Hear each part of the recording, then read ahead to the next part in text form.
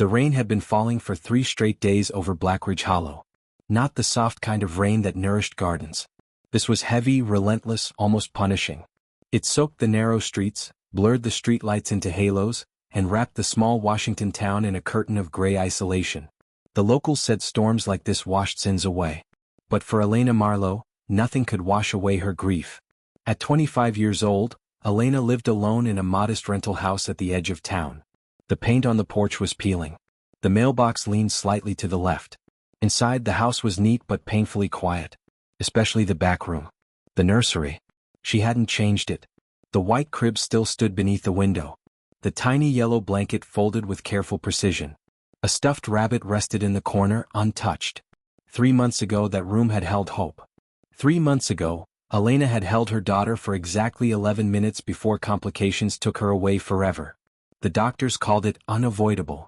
The father called it too much to handle. The town called it tragic. But then the whispers started. She must have done something wrong. She wasn't married. Some women just aren't meant to be mothers. Her fiancé left 2 weeks after the funeral, leaving behind hospital bills and silence. Friends stopped calling. Church ladies offered pity disguised as judgment. Elena stopped attending Sunday service. She stopped answering phone calls. But she never stopped being a mother. Every night, she sat in the nursery and talked to the empty crib. "I'm still yours," she would whisper. "And you're still mine." On this particular night, thunder cracked so violently that the windows trembled. Elena sat in the rocking chair, holding the tiny sock she'd kept in her pocket for comfort. Then came the pounding. 3 heavy strikes against the front door. Not polite. Not patient. Desperate. Elena froze. Her heart thudded painfully in her chest. It was almost midnight. No one visited her anymore. And no one knocked like that unless something was terribly wrong. Another pound. Harder. Against her fear, something stronger rose. Instinct. The same instinct that once woke her at the faintest sound of her baby breathing. She stood and walked toward the door. When she opened it, icy wind rushed inside, carrying sheets of rain. And standing there was a man who looked like he had stepped out of a forgotten century. He was tall, unnaturally tall, his long black coat soaked yet somehow untouched by mud. His features were sharp and striking as though sculpted from marble. His skin was pale, almost luminous in the lightning flashes. His dark eyes held a depth that felt endless. Power radiated from him. But so did panic. In his arms, wrapped in deep crimson velvet, was a baby. "Please," the man said, his voice low and controlled yet trembling at the edges. "He is fading." Elena's breath caught. Without hesitation she stepped aside. "Bring him in." The man entered, his presence filling the small living room like a shadow stretching across walls. But his attention never left the child. Elena gently pulled back the blanket. The infant was small, too still. His skin was cool to the touch. His lips pale. No cry. No movement. But when Elena placed her fingers against his chest, she felt it. A heartbeat. Weak. Struggling. "What's wrong with him?" she whispered. "He refuses nourishment," the stranger replied. "Every attempt has failed. Formula. Donor milk. Nothing sustains him."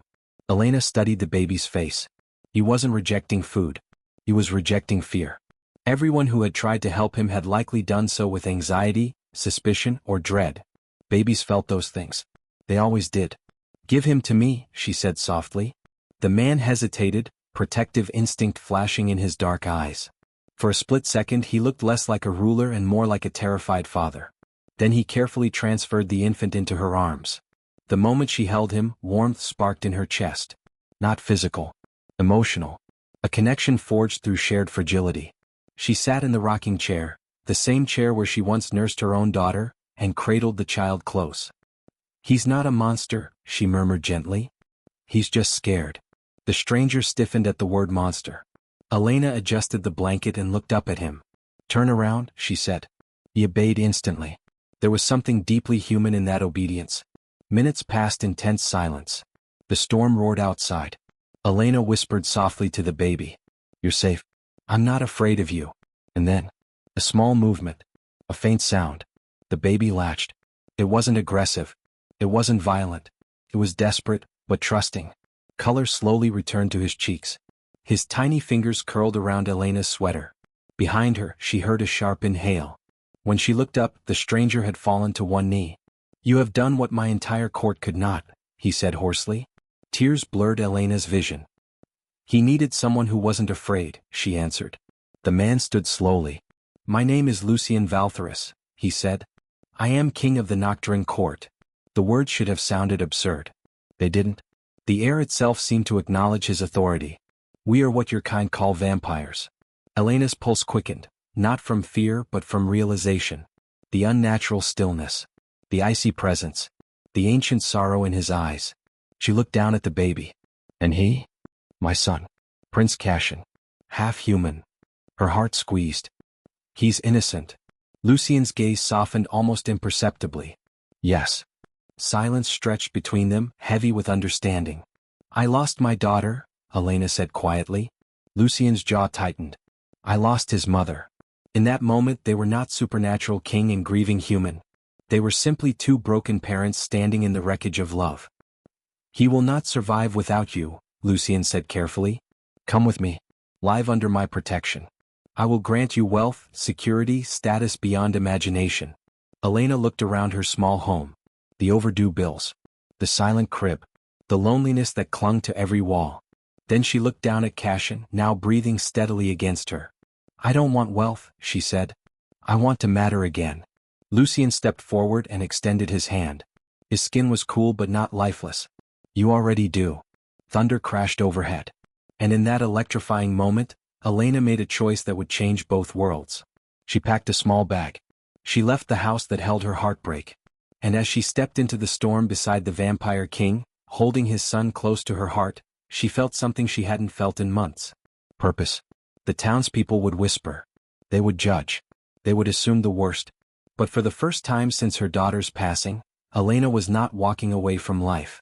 She was walking toward it. Toward a kingdom hidden in shadows. Toward a child who needed her. Toward a king who had never believed in human strength. Until he saw hers. And neither of them yet understood that the dying baby was not the only heart being revived that night. The journey to the Nocturne estate took less than an hour. But for Elena, it felt like crossing into another world. The black vehicle moved smoothly along a winding mountain road hidden by towering pine trees. Rain still poured, but as they climbed higher, the storm began to thin, as if even the weather hesitated to follow where Lucien Valtheris ruled. Elena held Prince Cassian close to her chest. He slept peacefully now. His breathing steady. His small hand curled around her finger like it belonged there. Lucien sat across from her, silent. Watching. Not in a threatening way. But in quiet disbelief. You are not afraid, he said at last. Elena looked up. I've already survived my worst fear.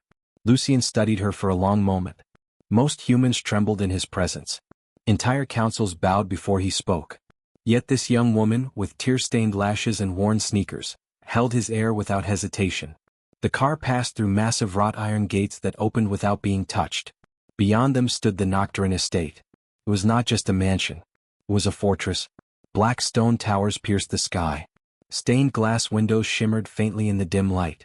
The architecture was ancient but flawless, Gothic curves, high archways, balconies overlooking the forest below. It looked less built, and more carved from the mountain itself. Elena swallowed. This is your home? Lucien's voice was calm. It is my kingdom. The doors opened before they reached them. Servants lined the grand entrance hall. All dressed in dark, tailored clothing. All pale. All silent. Their eyes immediately fixed on Elena. Then on the baby in her arms. And then back to Lucien. Whispers didn't need sound in that hall. Disapproval thickened the air. Elena Marlowe, Lucien announced, his voice echoing through the marble chamber. She has saved the life of the crown prince. The words carried authority. But they did not carry approval. An older woman stepped forward from the line of attendants. Her silver hair was pulled back tightly. Her eyes sharp and assessing. Your Majesty, she said carefully, bowing her head slightly. A human. There it was. The judgment. Not unlike the town she had left behind. Lucien's jaw hardened. She remains under my protection. The older woman's gaze shifted to Elena, cold, calculating. You may enter, she said stiffly. Not welcome. Enter. Elena lifted her chin slightly. She had felt this before, in grocery stores and hospital waiting rooms, in whispered church gossip. Being underestimated was nothing new. She followed Lucien up the sweeping staircase, her footsteps echoing against polished stone. Cashin stirred softly and she instinctively rocked him. You will have chambers near the royal nursery, Lucien said. Anything you require will be provided. I don't need luxury, Elena replied gently. Just a place for him to rest. Lucien paused at that. Not your son. Not the prince. The nursery was unlike anything Elena had seen. High ceilings painted with constellations. Silk drapes in deep midnight blue. A handcrafted cradle carved with intricate symbols she didn't understand. But it felt cold. Not temperature. Emotion. Lucien remained near the doorway as Elena settled into a rocking chair and adjusted Cashin's blanket. You will be safe here, he said. She looked around at the empty walls. Will he? Lucien's expression shifted. They will obey me. That's not what I asked. Silence stretched between them. He understood her question. Would his court accept a half-human heir? Would they accept the human woman sustaining him? Before Lucien could answer, a sharp knock echoed at the door. Without waiting, 3 figures entered. 2 men and 1 woman, all regal, powerful and clearly ancient. Members of the inner council. Your Majesty, one of the men began, bowing. We must discuss this situation. Elena felt the tension rise instantly. Lucien stepped slightly in front of her. You may speak. The female council member's gaze swept over Elena dismissively. The heir's weakness is concerning. But introducing a human into the royal quarters presents political risk. Political? As if she were a strategy. Not a person. Elena kept her focus on Cashin. But she listened. The prophecy speaks of balance, the second man added. Not dilution. Lucien's eyes darkened. Elena saved him when none of you could. A flicker of discomfort passed across their faces. She cannot remain indefinitely, the woman pressed. Humans are fragile. Emotional. Unpredictable. Elena finally looked up. Fragile? She repeated softly. All eyes turned to her. She stood slowly, still holding Cashin. I buried my daughter 3 months ago, she said evenly. I survived public shame. I survived abandonment. I survived nights where breathing felt impossible. Her voice did not tremble. If you call that fragile, then you've never met a human mother. Silence fell heavily across the nursery. Lucien watched her as though seeing something entirely new. The council members shifted uncomfortably. Strength in their world meant dominance. In Elena's world it meant endurance. The female council member narrowed her eyes. You speak boldly for someone with no power here. Elena met her gaze without flinching. I don't need power. I just need him to live. Cashin stirred in her arms, his tiny hand gripping her sweater. And in that moment, something subtle changed. Lucien stepped forward, his presence filling the room like a rising storm. She stays, he declared, until my son no longer needs her. His tone left no room for argument. The council bowed stiffly and withdrew. When the door closed, the tension slowly eased. Lucien turned toward her. They will test you, he said quietly. Elena nodded. I know. You may face hostility. I've faced worse. A faint, almost imperceptible, smile touched the corner of Lucien's mouth. You do not see yourself clearly, he murmured. And how do you see me? He stepped closer, though he still kept respectful distance. As someone who walked into a kingdom of predators, and did not lower her gaze. Elena felt warmth rise to her cheeks. I'm not here for a kingdom, she replied softly. I'm here for a child. Lucien's voice lowered. And yet, you may change the kingdom anyway. Outside, the storm finally ceased. Moonlight filtered through the tall windows. For the first time in months, Elena did not feel like an outcast. She felt necessary. But beyond the nursery walls, whispers were already spreading through the Nocturne court. Some questioned the prince's weakness. Some questioned the king's judgment. And some began to wonder whether the human woman was more than she appeared. Because Cashin had not simply accepted her nourishment. He had bonded to her. And in vampire lore, bonds were never accidental. Elena did not yet know it. But her presence inside the Court of Shadows had already shifted the balance of power. And the greatest threat would not come from enemies outside the gates, but from those who believed a human heart could never sit beside a vampire throne. Absolutely. Below is Part 3, approximately 1,000 words, written in the same cinematic, emotional, slow-burn style, continuing the story seamlessly. Part 3, The Bond They Could Not Break. The first sign that something had changed came at sunrise. Elena had fallen asleep in the rocking chair, Prince Cashin resting against her chest. Pale morning light filtered through the tall Gothic windows of the nursery, light that most of the nocturne court avoided. But Cassian did not stir in discomfort. He did not cry. Instead, he reached upward toward the sunlight. And laughed. It was a soft, musical sound. The first true laugh Elena had heard from him. She blinked in surprise. Lucien, who had remained awake through the night at a distance, stiffened instantly. Vampires of pure blood could not stand direct sunlight. It weakened them. Drained them. Even through glass, the warmth caused discomfort. But Cassian glowed. Not painfully. Not unnaturally. Just alive. Lucien approached slowly, his dark eyes studying his son with intensity. He has never reacted this way, he said quietly. Elena smiled down at the baby. Maybe he's just happy. Lucien's gaze shifted to her. No, he murmured. It is more than that. A knock echoed sharply at the nursery doors. Lucien's expression hardened. Enter. The same 3 council members from the night before stepped inside. Their movements were smooth, controlled, but their eyes were alert, calculating. The female council member, Lady Varel, spoke first. We felt it. Elena frowned. Felt what? The prince's energy, Varel replied coolly. It surged at dawn. Lucien did not take his eyes off Cassian. And such a surge only occurs during a binding. The word lingered in the air. Elena felt the tension immediately. What is a binding? She asked softly. Lucien answered before the council could. In our kind it is rare. A mystical attachment between souls. Usually between mates. Or between parent and child. Lady Varel's gaze sharpened. But never between royal blood and an unrelated human. Silence settled heavily. Elena instinctively tightened her hold on Cassian. He's just a baby, she said. He needs stability. Comfort. He needs strength, one of the male council members countered. Not human attachment. Lucien's jaw flexed slightly. Elena provides the very strength that sustains him. Varel stepped closer, her voice smooth but firm. Your Majesty, forgive my directness. But if a binding has formed, it alters succession. It alters prophecy. There was again. Prophecy. Elena felt like she had stepped into a story written long before she was born. What prophecy? She asked. The council members exchanged a glance. Lucien hesitated. And that hesitation told her everything. Speak plainly, she demanded. Lucien exhaled slowly.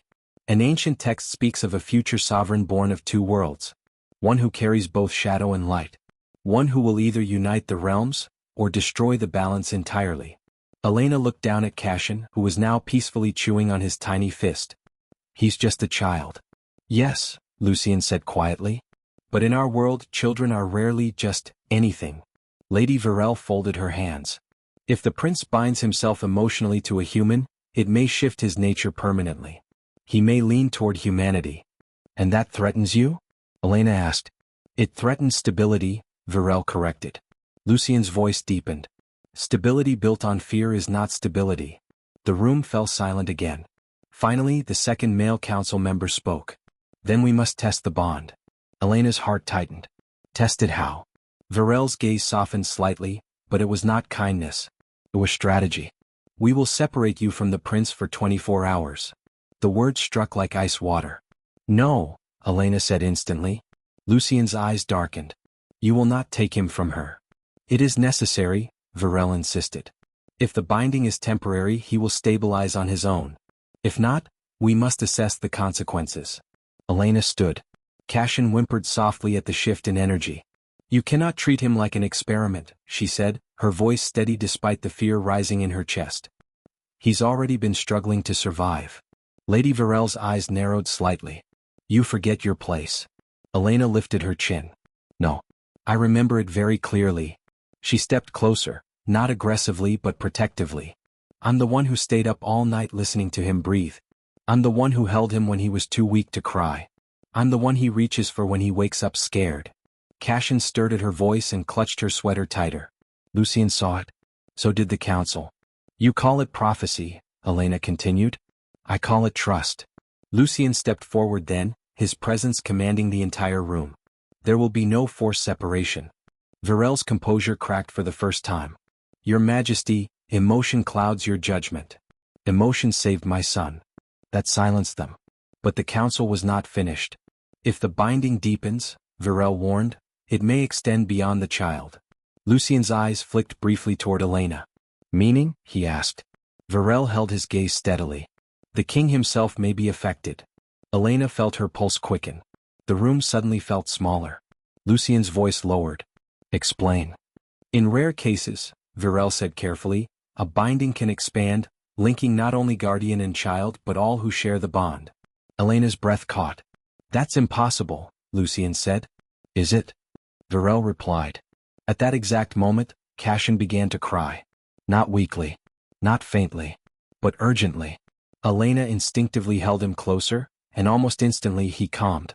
But something else happened. Lucien staggered slightly. Just slightly. As though he felt the emotional shift physically.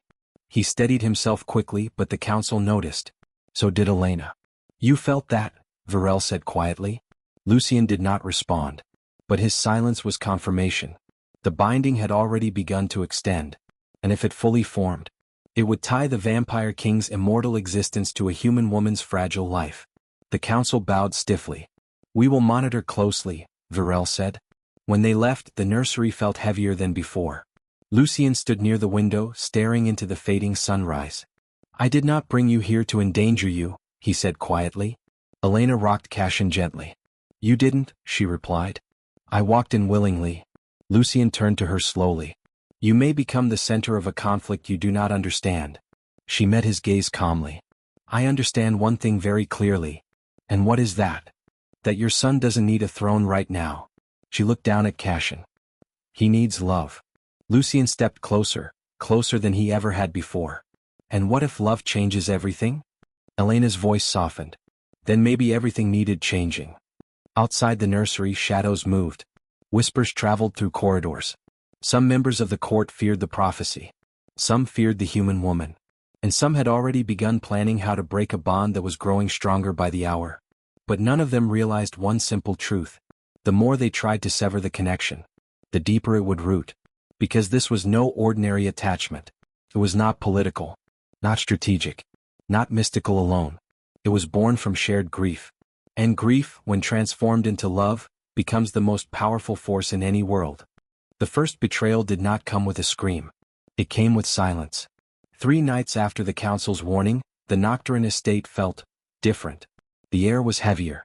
The servants moved with lowered gazes. Conversations stopped when Elena entered a room. The court was watching her, measuring her, waiting. Elena tried to ignore it. Her focus remained on Cassian. He was stronger now. His skin held a healthy glow. His violet eyes followed her everywhere. When she left the room, even briefly, his tiny fingers would curl in the air as if searching for her. The bond was deepening, and everyone knew it. Lucien had grown quieter as well. Not distant, but alert. Protective in subtle ways. Guards were repositioned. Council meetings lasted longer. Ancient texts were brought from the lower archives. Something was building. And Elena felt it in her bones. That night, the moon hung full and bright over the estate. Lucien had been summoned to an emergency council gathering regarding territorial unrest beyond the northern borders. He did not want to leave. Elena, he said softly before departing the nursery, if anything feels wrong, call for the guard immediately. She gave a small smile. You say that every time. Because every time I mean it. For a brief second, his hand hovered near her shoulder, not quite touching. As if he feared crossing a boundary neither of them had named. Then he left. The nursery fell quiet. Cassian had just drifted to sleep when Elena felt it. A shift. Not sound. Not movement. But absence. The estate was never completely silent. There were always distant footsteps, low murmurs, the subtle hum of life. Now, nothing. Her pulse quickened. She stood slowly moving toward the door. The hallway outside was dimly lit. Torches flickered faintly along stone walls. And at the far end of the corridor, a figure stood. Lady Varel. Alone. Elena, Varel said calmly. The king has requested the prince. Elena frowned. Lucien would not send for him during council. Varel's expression did not change. It is urgent. Elena's grip tightened around the nursery doorframe. No. A flicker of irritation crossed Varel's eyes. You forget your position. And you forget, Elena replied quietly, that I know him. Varel stepped forward. You believe yourself irreplaceable. No, Elena said softly. But I know when something feels wrong. The torches along the hallway suddenly extinguished. Darkness swallowed the corridor. Elena's heart slammed in her chest. Then, a scream echoed from somewhere deeper in the estate. Not a human scream. Vampire. Sure. Sudden. Chaos erupted. Footsteps thundered. Distant voices shouted commands. Varel's calm composure cracked. Elena, give me the child. Now. The demand was no longer polite. It was desperate. That was when Elena understood. This was not about testing the bond. This was about breaking it. You planned this, Elena whispered. Before Varel could respond, shadows moved unnaturally along the walls. Not servants. Not guards. Intruders. A rival faction of vampires who rejected the prophecy, who believed a half-human heir was weakness. The attack had been timed perfectly. While Lucien was occupied. While security was diverted. And someone inside the court had helped them. Varel lunged toward the nursery door. Elena reacted instantly. She slammed the door shut and locked it, heart racing. Cassian began to cry inside. Elena. Varel's voice sharpened. Open this door. Heavy footsteps approached. The air grew colder. Elena's mind raced. She wasn't a warrior. She wasn't immortal. But she was a mother. And mothers did not wait to be rescued. She grabbed Cassian from the crib. It's okay, she whispered fiercely. I've got you. The windows, tall, locked, but not reinforced. She pulled the heavy drapes aside. Moonlight flooded the room. And for a brief second, Cassian's violet eyes glowed brightly. Stronger than before. The bond pulsed. She felt it, like a current running through her chest. Then, a crash. The nursery door splintered inward. Two dark figures entered, cloaked, eyes burning red. Eliminate the human, one hissed. Take the air. Elena stepped backward, shielding Cassian. You will not touch him. They advanced. Too fast. Too strong. Elena's back hit the window frame. Nowhere left to go. One of the intruders lunged. And suddenly froze mid-motion. As if restrained by invisible force. The second staggered backward, clutching his chest. The air shifted violently. A surge of energy burst outward from Elena and Cassian. Not explosive, but radiant. Light and shadow intertwining. The attackers were thrown across the room. Windows shattered. The nursery doors flew open fully. And in the center of the chaos stood Lucien. Eyes blazing. Fury incarnate. He had felt it. The bond had warned him. In the council chamber miles away within the estate, he had collapsed to one knee when Elena's fears spiked. He had moved faster than any guard could follow. The intruders tried to rise. They never got the chance. Lucien's voice was low, controlled, deadly. You entered my home. His power filled the room like a storm. You threatened my son. The attackers were subdued within seconds as guards flooded the corridor. Varel stood near the doorway, frozen. Lucien turned slowly toward her. You knew, he said quietly. It was not a question. Varel bowed her head. I believed removal would prevent war. You invited it, Lucien replied coldly. Elena, still clutching Cassian, trembled now that the danger had passed. Lucien crossed the room in 2 steps. His eyes softened immediately when they met hers. Are you harmed? She shook her head. I'm fine. Cassian reached for Lucien then, small fingers stretching toward his father. Lucien hesitated only a second before gently touching his son's hand. And in that contact, the bond flared again. This time stronger. Not just between Elena and Cassian, but all 3 of them. Lucien felt it fully now. There was no denying it. The prophecy had awakened. Not through blood, but through choice. He turned back to the guards. Lady Varel is relieved of her position. She will stand trial for treason. Shock rippled through the hall. Justice had been served. Not out of vengeance, but protection. As the corridor cleared and silence slowly returned, Lucien looked at Elena with something new in his expression. Not authority. Not gratitude. Respect. You faced them without power, he said softly. Elena held his gaze. I faced them with love. Lucien stepped closer. And that, he murmured, may be the greatest power of all. Outside, the full moon shone brighter than it had in centuries. The court had witnessed something undeniable. The human woman was not weakness. She was balance. And the vampire king had just realized that protecting her was no longer political. It was personal. The night after the attack, the Nocturne court did not sleep. Torches burned through the dark hours. Guards doubled at every entrance. Whispers flowed through the stone corridors like restless spirits.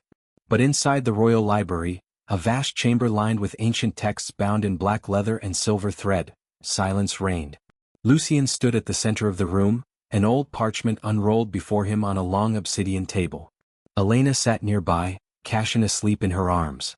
For the first time since arriving at the estate, she had been invited into the heart of vampire knowledge. Not as a guest, but as someone who deserved answers. Lucien's voice was low as he read from the ancient script. When shadow and breath intertwine, when grief becomes the cradle of light, the heir shall bind not by blood alone, but by the chosen heart. Elena looked up slowly. That's the prophecy? Lucien nodded. For centuries, my lineage believed it meant a strategic union. A marriage arranged to strengthen power between realms. He lifted his eyes to meet hers. But the text does not speak of strategy. Elena gently brushed her fingers over Cassian's tiny hand. It speaks of choice. Lucien folded the parchment carefully. My council feared dilution of our bloodline. They believed humanity weakens us. He stepped closer, his expression thoughtful. Yet you stood against trained immortals with nothing but courage. Elena shook her head softly. I stood with instinct. That is precisely what we have lost, Lucien replied. Instinct rooted in compassion. A soft knock interrupted them. One of the royal archivists entered and bowed deeply. Your Majesty, the Northern faction has sent a message. Lucien's posture stiffened. The Northern faction, the same group whose extremists had attacked the nursery, believed vampires should rule through dominance, untouched by human influence. The archivist handed him a sealed letter. Lucien broke the seal and read silently. Elena watched his expression darken. They demand a formal declaration, he said quietly. Either I dissolve the binding by removing you from the court, or they will challenge my rule. Elena felt her chest tighten. Challenge as in debate? Lucien's gaze held steady. In our world, challenge means war. The word settled heavily in the room. War. Over her. Over Cassian. Over love. Elena stood slowly. You can't let your kingdom burn because of me. Lucien's jaw tightened. It is not because of you. It is, she insisted gently. If I leave, the tension disappears. Lucien stepped closer, his presence filling the space between them. And if you leave, he asked quietly, what happens to my son? Elena swallowed. He survives. He's stronger now. Lucien shook his head slightly. You misunderstand. He survives physically. But the bond? He paused. If it is forcibly severed, it could damage him permanently. Elena's heart ached. She looked down at Cassian, remembering how weak he had been the first night. She could not let him return to that. But she also could not let an entire kingdom suffer for her presence. You're their king, she said softly. Your duty is to them. Lucien's expression shifted. Not anger, not frustration, but something deeper. And what is a king, he asked quietly, if he cannot protect the innocent within his own walls? Elena held his gaze. And what is a leader if he lets pride cost lives? Silence filled the library. This was not about power. This was about principle. Lucien turned away, staring at the towering shelves of history behind him. For centuries, he said slowly, our rule has been built on fear, control, strength. He looked back at her. You are the first human who has entered this court without trembling. Elena smiled faintly. I was too tired to tremble. A small breath of laughter escaped him, rare, soft, genuine. Then his expression grew serious again. The Northern faction believes compassion will make us vulnerable. And you? She asked. Lucien stepped forward until only inches separated them. I believe compassion may make us worthy. Her breath caught. Not because of proximity, but because of truth. At that moment, Cassian stirred and reached outward. One tiny hand stretching toward Lucien, the other gripping Elena's sleeve. Lucien placed his hand gently over his son's. Energy rippled again. Stronger now. Stable. Balanced. Elena felt it too. Like a quiet thread connecting all three of them. Lucien closed his eyes briefly. They feel it, he whispered. The court. The bond grows stronger every hour. Then they'll keep pushing, Elena said. Yes. Until you choose. Lucien opened his eyes. I already have. Footsteps approached rapidly outside the library doors. They burst open. A messenger, breathless though vampires rarely showed such signs, bowed deeply. Your Majesty, the Northern leaders are gathering forces at the outer territories. They prepare for demonstration. Demonstration was a polite word. It meant intimidation. Lucien's face became unreadable. "Summon the High Council," he ordered calmly. The messenger bowed and fled. Elena stepped closer. "You don't have to do this alone." Lucien looked at her. "For centuries I have done everything alone." His voice softened. "I am no longer alone." The weight of those words settled between them. Not confession. Not declaration. But acknowledgement. Elena took a steady breath. "If they want a declaration," she said quietly, "then give them one."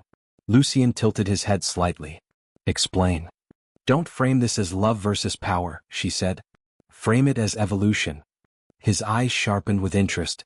"You are not weakening the throne," she continued. "You are strengthening it. A ruler who can protect both vampire and human is not divided." She placed her hand over Cashin's small chest. "He represents the future. Not conflict." Lucien studied her as if memorizing every word. "You speak as if you were born to rule." Elena shook her head. "I speak as someone who's been judged unfairly." Lucien straightened. Decision settling into him like steel. "Very well," he said. "Tomorrow at dusk I will address the entire court. And if they refuse?" Lucien's gaze hardened. "Then they will learn that mercy is not weakness." He stepped closer once more. "But know this, Elena."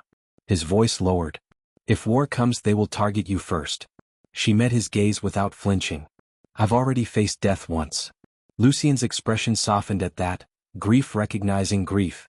"This time," he said quietly, "you will not face it alone." Outside the library windows, dawn began to break. And with it, the future of the Nocturne kingdom. The next night would determine everything. The throne. The prophecy. The bond. And the unspoken truth growing between a vampire king and the human woman who had changed his destiny. Dusk fell slowly over the Nocturne estate.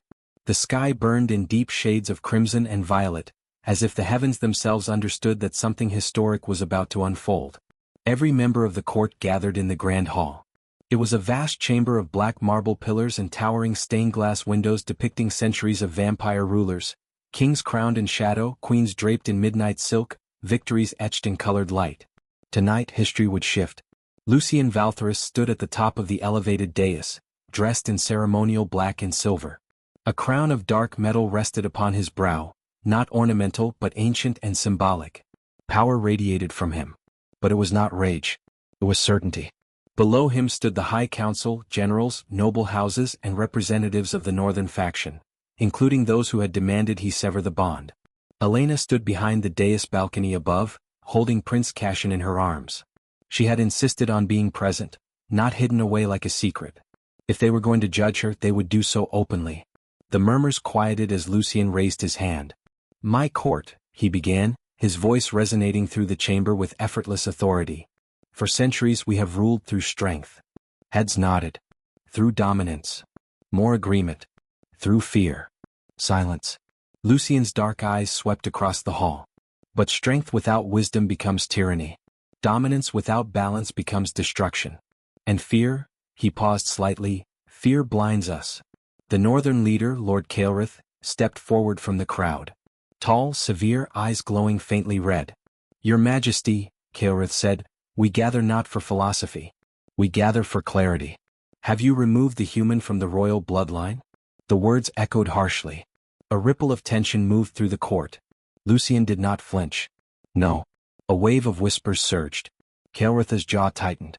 "Then you choose instability." "I choose evolution," Lucien replied calmly. The chamber stilled. Lucien extended his hand slightly toward the balcony above. "Elena Marlowe, step forward." Elena inhaled slowly and descended the curved staircase, Cashin secure in her arms. Every eye followed her. Judgment. Suspicion. Curiosity. She felt all of it, but she did not lower her gaze. When she reached Lucien's side, he did something unexpected. He did not stand in front of her. He stood beside her. "This woman," Lucien continued, "saved the crown prince when none of you could." He let that settle. She did so without promise of wealth, status, or power. She acted from instinct, from compassion. Caelrith scoffed softly. "Compassion does not win wars." Lucien's eyes sharpened. "No. But compassion prevents them." A murmur ran through the hall. Lucien continued, his voice steady. "You fear the prophecy. You fear that human influence will weaken us." He turned slightly toward Elena. "But what if humanity is not weakness?" He looked back at his court. What if it is the missing strength? Kael'rith stepped forward again. Then prove it, he challenged. If the prince is balanced, if this bond truly strengthens him, let him stand before us. A dangerous silence followed. Elena felt her heart race. Cassian stirred in her arms, violet eyes opening slowly. Lucien met her gaze. A silent question. She nodded. Together they stepped forward to the center of the dais. Lucien raised his son high enough for all to see. Cassian did not cry. He did not shrink. Instead, as moonlight streamed through the stained glass windows, it touched his skin. And he remained unharmed. More than that. He reached toward the light. A soft glow shimmered around him. Not blinding. Not violent. Balanced. Shadow and radiance intertwined subtly around his small form. Gasps echoed through the hall. Pure-blooded vampires could not withstand that light. Yet the prince did not burn. He did not weaken. He thrived. Kael'rith stared, stunned. Lucien's voice rang out once more. He is not divided, the king declared. He is whole. The ancient prophecy was no longer theory. It was visible. The future of our kingdom does not lie in isolation, Lucien continued. It lies in balance, in unity. He looked at his court, not with dominance but with conviction. We can cling to old fear, or we can become something greater. Silence followed. Heavy. Then, one of the elder nobles slowly knelt. Not to Elena. Not even to Lucien. But to the prince. One by one others followed. Not all. But enough. Kael'rith remained standing, jaw clenched. This path is risky, he said quietly. Lucien met his gaze steadily. So was ruling through fear. A long pause. Then finally, Kael'rith bowed his head. Not in surrender, but in acknowledgement. The war dissolved before it began, because strength had been proven not through violence, but through vision. When the court dismissed, the hall slowly emptied. For the first time since her arrival, Elena did not feel like an outsider. She felt seen. Lucien approached her quietly as the final torches dimmed. You faced them without armor, he said softly. I had armor, she replied gently, looking down at Cassian. It just wasn't metal. Lucien's lips curved faintly. The crown on his head felt lighter somehow. Elena, he said, voice lowering, I cannot promise this path will always be peaceful. I don't need perfect, she answered. I need honest. He studied her, the woman who had walked into darkness carrying nothing but grief and had turned it into light. Then stay, he said quietly. Not as a guest. Not as a guardian. His next words carried more weight than any royal decree. Stay as my equal. Elena's breath caught. Not because of romance alone, but because of respect. This was not rescue. This was partnership. She looked at Cassian, at the living proof that love could reshape destiny. Then she looked back at Lucien. I will stay, she said. Not because she needed saving, but because she had chosen this future. Outside, the moon climbed higher, illuminating the estate that once felt cold and divided. The Nocturne kingdom had not fallen. It had evolved. And in the quiet of that night, as Lucien stood beside the human woman who had changed his reign forever, he understood something that centuries of power had never taught him. True strength is not measured by how much fear you command, but by how much love you protect.